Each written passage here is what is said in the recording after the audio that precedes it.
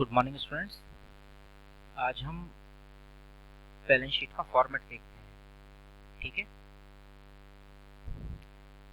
Students, balance sheet एक important document है जो किसी भी कंपनी के या बिजनेस के या पार्टनरशिप फॉर्म या जो भी आप बिजनेस कर रहे हैं उसकी फाइनेंशियल पोजीशन को बताता है, यानी उसका स्टेटस बताता है कि बिजनेस कैसा चल रहा है। हालांकि बहुत सारी फर्म्स ऐसी हैं जो कोई भी अपनी बैलेंस शीट को दिखाना बाहर पसंद नहीं करते, क्योंकि उससे उसकी सारी इंफॉर्मेशन मिल जाएंगी। यानी आपको अगर किसी कंपनी को स्टडी करना है, उसके बारे में जानना है, तो कोई डॉक्यूमेंट नहीं मांगते, कोई डॉक्यूमेंट मांगने की जरूरत नहीं है, केवल एक मांग लीजिए, बैलेंस शीट, कि भाई अपनी बैलेंस शीट दिखाओ। अगर आपने उसकी बैलेंस शीट देख ली तो बैलेंस शीट से आपको सारी इंफॉर्मेशन पता चल जाएंगी, उसके पास क्या है, कितना कैपिटल इन्वेस्ट किया है, कितना एसेट लगाया हुआ है, कितने लोन्स हैं, कितनी लायबिलिटी है, कितने प्रॉफिट हुए, वो सारी चीजें पता चल जाएंगी। इसलिए बैलेंस शीट एक इम्पॉर्टेंट डॉक्यूमेंट है और आपको इसे देखना है। ठीक है, तो आज हम इस बैलेंस शीट पर ही चर्चा करते हैं कि बैलेंस शीट किस तरह से हम इसको बनाएंगे। तो स्टूडेंट देखिए, बैलेंस शीट का सबसे पहले मीनिंग देखते हैं। Meaning of balance sheet: the balance sheet is the statement showing the position of the assets and liabilities of the business in a particular accounting period। ये जो है वो इम्पोर्टेंट डॉक्यूमेंट है जो पोजीशन को बताता है, उसके एसेट्स और लायबिलिटीज क्या है।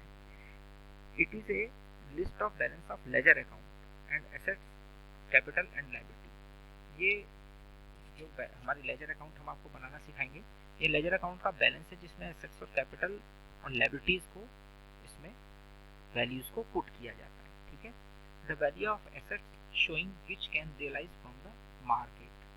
ठीक है, तो इसमें कहने का मतलब ये है कि ये बैलेंस शीट है, इसमें एसेट्स और लायबिलिटीज भी हमारी शामिल होती हैं।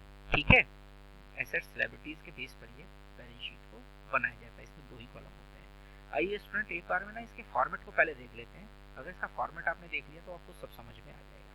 ठीक है स्टूडेंट, यहाँ बैलेंस शीट का देखो एक फॉर्मेट बताया, ये आप देख रहे हैं। इसमें एक साइड होती है लायबिलिटी और एक साइड होती है एसेट, बीच में अमाउंट के कॉलम होते हैं, इनमें अमाउंट डाला जाता है। पहले हम लायबिलिटीज को कैटेगराइज करते हैं। लायबिलिटीज में देखिए, सबसे पहले है करंट लायबिलिटी।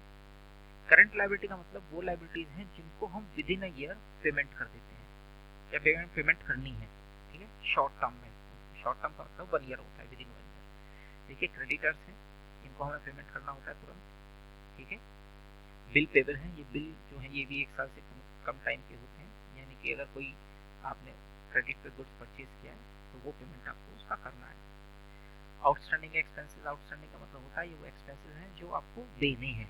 ठीक है, देन एडवांस, अगर आपने कोई एडवांस लिया हुआ है तो वो आपको पेमेंट वापस करना है। अनअर्न्ड इनकम, ऐसी कोई इनकम आपको हो गई है कि वो आपने कमाई नहीं है लेकिन फिर भी पैसे आपके पास नहीं है, तो आपको वापस करनी है, उसको शामिल करेंगे। इसके बाद आती है करंट लायबिलिटी के बाद non current liability. Non current liability का मतलब होता है वो लायबिलिटी जो 1 साल से ज्यादा टाइम आप अपने पास में रखेंगे, यानी बाद में पेमेंट करेंगे लेकिन देना तो है ही। ऐसे में आते हैं लॉन्ग टर्म लोन्स। तो कोई आपने ऐसा लोन लिया है जो 2 साल, 4 साल, 5 साल, 10 साल बाद आप पेमेंट करेंगे, तो वो लोन को अपने लायबिलिटी में डालेंगे। इसके बाद इसमें आते हैं डिबेंचर्स। डिबेंचर भी एक तरीके के लोन होता है, लोन सर्टिफिकेट ही होता है जिसको कंपनीज टाइम टाइम पर इशू करती हैं, यानी ये भी लोन है, ये भी आपको, ये मोर देन 1 ईयर वाला होता है, ये भी आपको उसमें डालना है। फिर इसके बाद आती है स्टूडेंट्स लायबिलिटी साइड में कैपिटल। ठीक है, कैपिटल में नेट प्रॉफिट को ऐड कर देंगे, इंटरेस्ट ऑन कैपिटल को ऐड कर देंगे और लेस करेंगे ड्राइंग्स और उसके इंटरेस्ट को।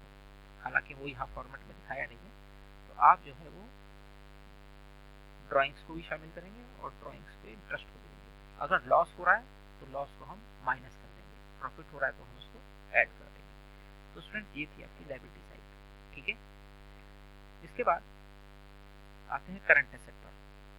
एसेट्स भी 2 तरह की होती हैं, तो करंट और एक नॉन करंट, या जिनको हम फिक्स एसेट के नाम से भी जानते हैं।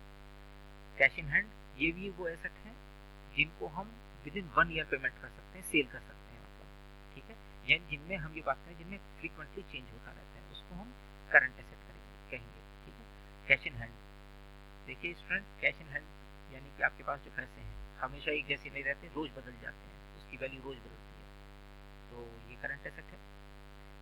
कैश एट बैंक, एक बिजनेसमैन का बैंक में करंट अकाउंट होता है और बैंक में रोज पैसे आते हैं, वो रोज पैसे जमा करता है सेल होने के बाद और रोज पैसे उसमें से निकालता है गुड्स परचेज करने के लिए, तो ये भी चेंज होता रहता है।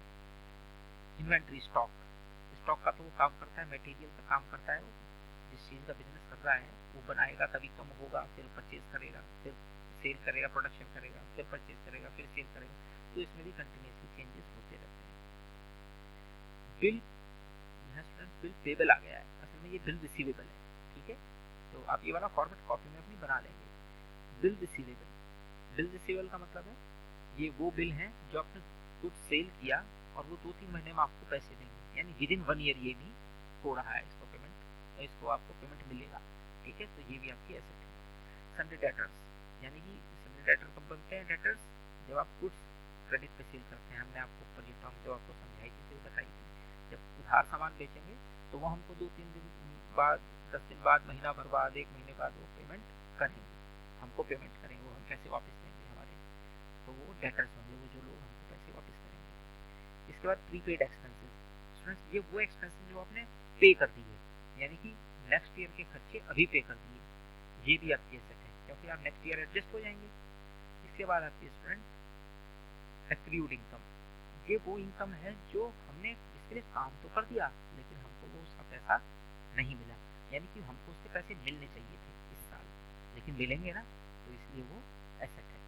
तो ये करंट एसेट्स हैं जो विद इन 1 ईयर जिनमें चेंज नहीं होते हैं। फिक्स एसेट्स वो एसेट्स हैं जिनमें विद इन 1 ईयर चेंज नहीं होते, इनको लॉन्ग टाइम में चेंज होते हैं, जैसे कि आप देख सकते हैं बिल्डिंग, बिल्डिंग की वैल्यू 1 साल में नहीं बढ़ती है, इसके बाद ये 2-4-10 साल में जाके, लैंड एंड बिल्डिंग, लैंड भी 1 साल में इसकी वैल्यू बहुत जल्दी से नहीं बढ़ती, ये इसमें चेंज नहीं होते, इसमें भी बहुत लंबे टाइम बाद चेंज होते हैं।